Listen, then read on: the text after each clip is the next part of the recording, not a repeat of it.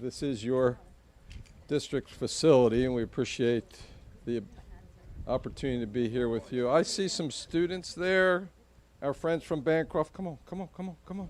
Come on, guys. This is about you. It's not about us. This is about you. This is about all our students. Come on up. Come on up. So this is a happy day. We got beautiful weather. Darrell, thank you for the opportunity to be here. I know you didn't want to put a tie on this morning, but neither did I. We both had to make that sacrifice so we could do this signing, really to complete the work that's been done now for a number of years, to get specific funding for, frankly, children who need it the most, in kindergarten through third grade, who need a little bit of extra help for their foundation of their academic careers. And we know if we're able to get them early, that will be more successful in the long term. And so this year's been a big year for helping the students in our state, across the state, with additional opportunity funding, which goes to schools with disadvantaged children and those that are English learners. We know that they need additional assistance. We have funding here today for K-3 basic special education services, which we know is needed. And I want to thank all of you who spend all your time on a day-to-day basis making sure that every child that walks through the doors of a public school here in our state has the resources and the dedication of teachers and staff to be successful. We know that we're going to be successful as a state if all of our children are successful. So there's really nothing more important that we do in state government, and I want to thank the legislators behind me, particularly Representative Williams and Senator Poore. Representative Williams, since I was elected governor, has been right sitting on my shoulder, in my ear, about this particular piece of legislation, and it's important to her, to Senator Poore, to the other legislators here. And it's my privilege this morning to complete their good work by signing House Bill 86. And with that, I'm going to ask Representative Williams to come to the podium and add some remarks.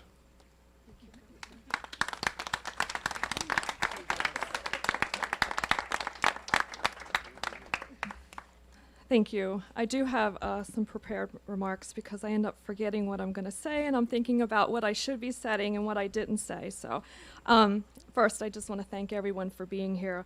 Welcome everyone to Marlbrook Elementary School, a fabulous school located in the 19th District. Yay! This is such a beautiful day for a bill signing. It was like this for Senate Bill 15, the minimum wage bill. Congratulations to Senator Walsh. For getting such an important bill passed. I'm so proud of all the work that he's done, along with my colleagues in both the House and Senate. I'm so proud to be here today for the signing of House Bill 86, which Senator Poore and I, along with our colleagues in the General Assembly, have worked on for over 6 years.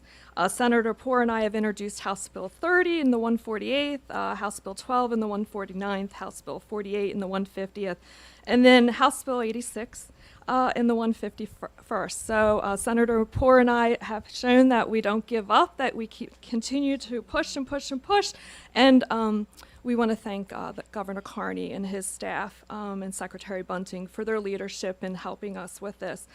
Delaware special education students are classified as either having basic, intensive, or complex needs. Each designation has a lower unit ratio to provide additional staff and support, except for kindergarten through third grade. Special education students. Schools are required to provide the resources, yet there is no funding associated with that. We fund kindergarten through 12th grade students who are classified as intensive or complex, but the state, until today, did not fund the same for our youngest learners in K-3 who are classified as basic. We all know that early intervention is the key, and resources are a must for our students to be successful, especially for our youngest learner. And she's going to probably not be very happy with me, but my daughter Casey Williams is here today. And you guys over the last 6 years have heard me talk about both of my children over and over, probably to the point of like probably a little, just bragging, a mom bragging. But my daughter, and I asked her if she was okay with this before I did this, but she started out in the Red Clay kinder preschool program with special education students and typical students, and she was developmentally delayed. She was classified early, and she went through the Red Clay school system, which is a fabulous school district. Everyone knows that. But she just recently graduated with her master's at Emerson. So early intervention is the key to identifying students early and providing the resources. And this bill is huge for, decreasing the class sizes and just having the necessary support in the classroom. So I'm almost done. I want to thank Governor Carney for his leadership, Secretary Bunting, who could not be here today, Senator Poore, who has stuck with me, and also I want to thank former Senator Harris McDowell, who I was just talking to Senator Poore on our way down. I remember sitting in the media room in the down in Legislative Hall, sitting there discussing this. I was so nervous about talking about it, and so I want to thank him. And I also want to thank Karen Lance, who is now a House attorney and formerly with ACLU, for her leadership. Karen Eller, who brought these beautiful children here today from Bancroft. I want to thank her. She always has such a great attitude. Like, I just love that woman. Superintendent Green for hosting us and supporting this bill along with all his colleagues from the other school district. Kenny Rivera, former president of the Red Clay School Board, former chair of WEAC, and now principal of Tally Middle School. He was a partner with me early on, and I want to thank him for that as well. And then lastly, the Special Education Strategic Plan Advisory Council, which we started many, many, many years ago. It really isn't, and I probably shouldn't say this either, it's not really legislatively, it's not in code, but we have been working so hard with Sarah, with the Red Clay School District, Bill Doolittle, who are both chairs of the committee, Lisa Lawson with the Brandywine School District, Dr. Tammy Croce, who was not able to be here today, Kristen Dwyer with DSEA. DSEA played a huge part in helping us get this bill to where it is today. And I also want to thank the PTA, Yvonne Johnson, who is with the Delaware PTA, and who is now president-elect of the National PTA, which is huge.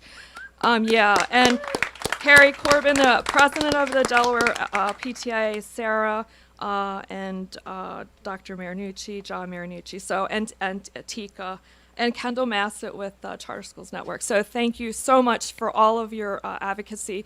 There is no I in team. We did this together, and thank you so much for being here today. Thank you.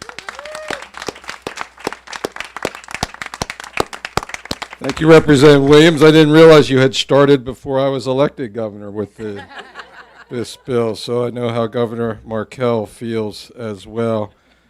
I didn't mention that we're joined by 3 members of the Delaware State Senate, Senator Sturgeon, Senator Walsh, and Senator Lockman. Thanks for joining us. Each of those are very helpful on all the issues that we face with respect to education. And another one who has been a strong advocate for this initiative and this piece of legislation, Senator Poore in the Senate.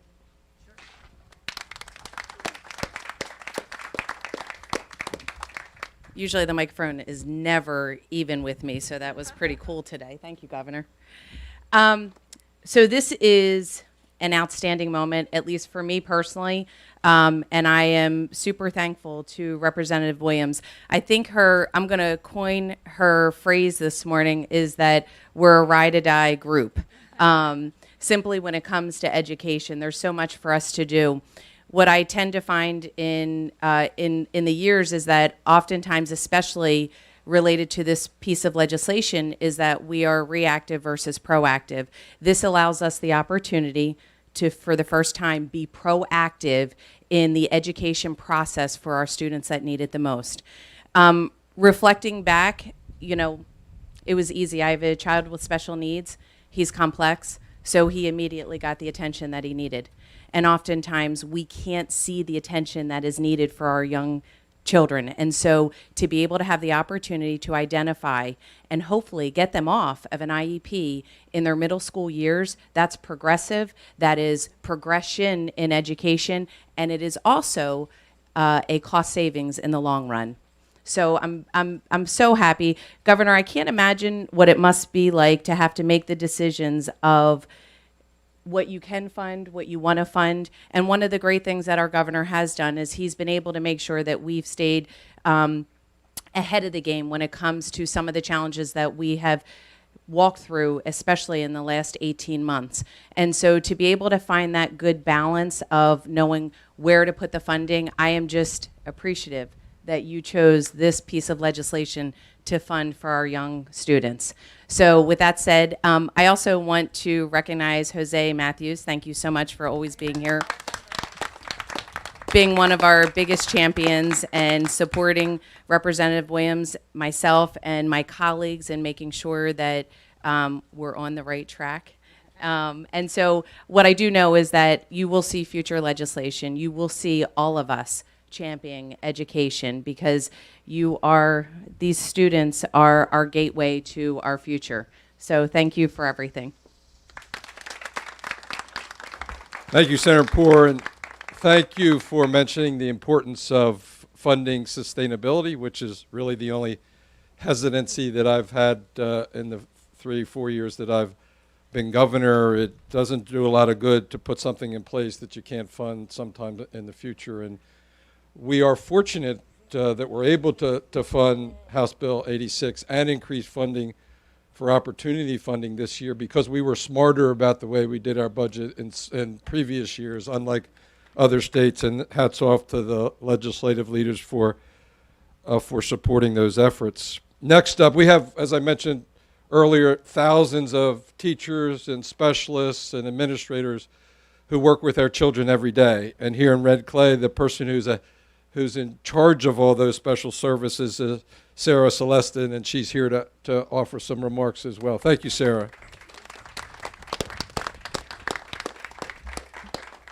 Good morning, everybody, and I'm going to echo a lot of thanks first. Thank you so much to Representative Williams and Senator Poore and all of our legislators who supported this bill, and certainly to Governor Carney for his ongoing support of education.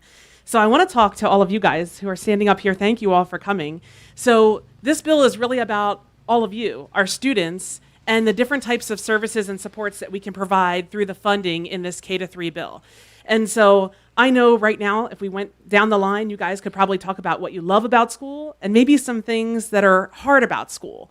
And so as directors, not just representing Red Clay, but looking at all of our directors throughout the districts in Delaware and the charter schools, one of the things we talk about a lot is how to make school a great experience for you and to give you tools so that as you go forward, for whatever you want to do in your life, that you'll be ready to do that. So whatever you want to do in your career, in college, in the future. And what I'm excited about today is that this bill is going to give us funding to help with academic interventions, social, emotional interventions, that's really going to make a difference for our kids throughout Delaware. So I think Representative Williams mentioned that I'm very fortunate and humbled to be the co-chair of the Special Education Strategic Planning Advisory Council. And so I want to thank, we have many members here today, so I'm not going to list everybody, but certainly I want to thank our officers, Natika Hartsock, Bill Doolittle, and Dr. Lisa Lawson. So the four of us work collaboratively with a very large group that represents community stakeholders, families, and educators throughout the state of Delaware. And we are really working on improving special education outcomes across the state. So making sure that we have equitable services for all of our kids. So thank you all so much for your support. And I can't wait to see all the great work that happens from this bill. Thank you. Thank you, Sarah. Thank you for making it real again for us, that it is about these children here and children across our state, thousands of children. So I'm going to ask the students to come over here behind me and all the legislators and folks who have made this happen as we sign this important piece of legislation.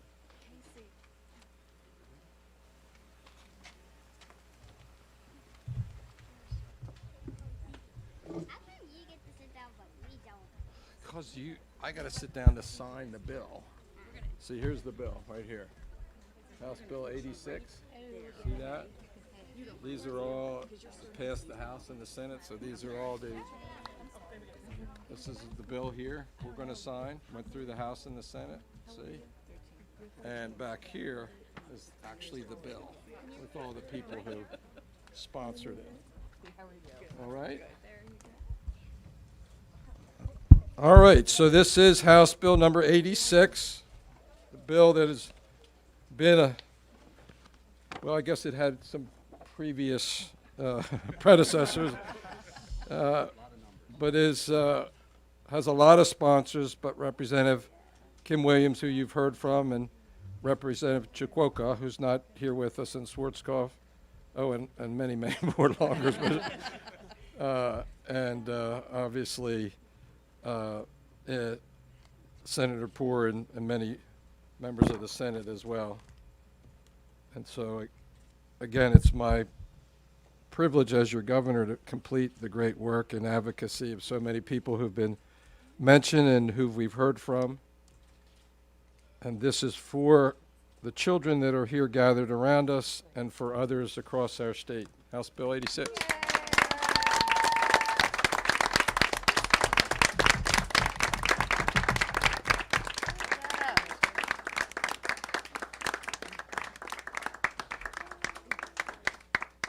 So it would be awesome if we could get the guys kids in wanna hold front it? and hold the bill. Would that be okay? There you go. And we'll stand behind them. How about if Go you ahead. move to the front? We're gonna move you ladies to the front.